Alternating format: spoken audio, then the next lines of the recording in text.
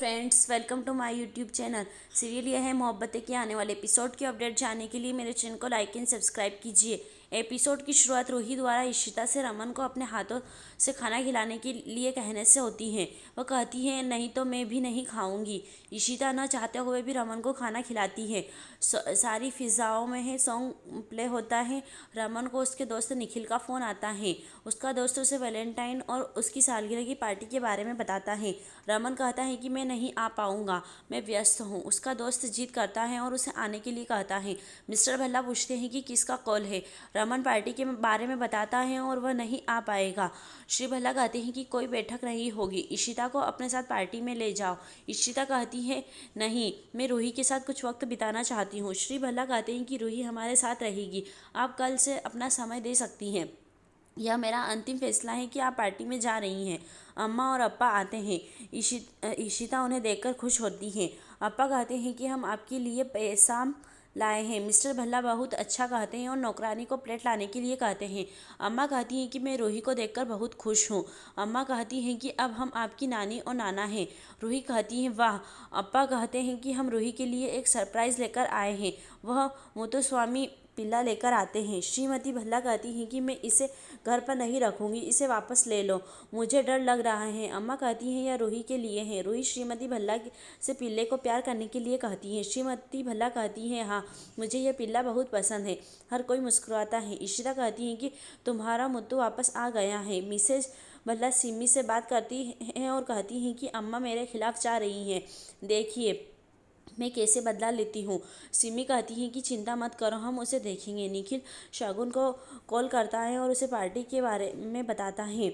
शगुन कहती है कि मैं नहीं आ पाऊंगी। अशोक का कहना है कि वह मेरे पूर्व कर्मचारी हैं। शगुन कहती है कि उसने एक पार्टी रखी है और हमें आमंत्रित किया है। अशोक कहता है कि उससे कहो कि हम आ रहे हैं, चलो कुछ मस्ती करते हैं, जो हुआ उसे भूल जाओ।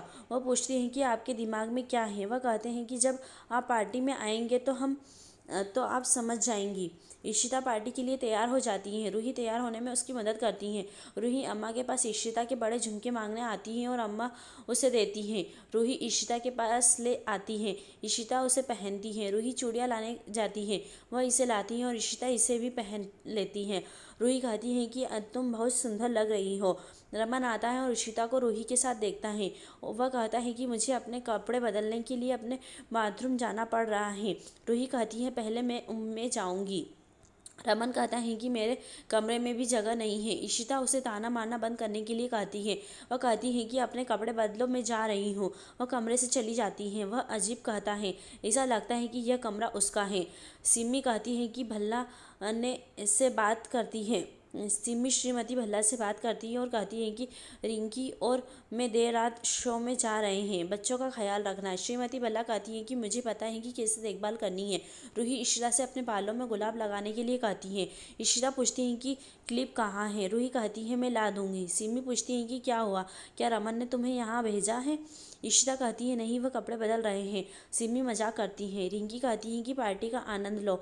सिमी कहती है कि मेरा वैलेंटाइन दुबई में है। सिमी इशिता से अपनी पहली वैलेंटाइन के रूप में मस्ती करने के लिए कहती है, या उसका कोई बॉयफ्रेंड है। वह प्रतीक के बारे में पूछती हैं।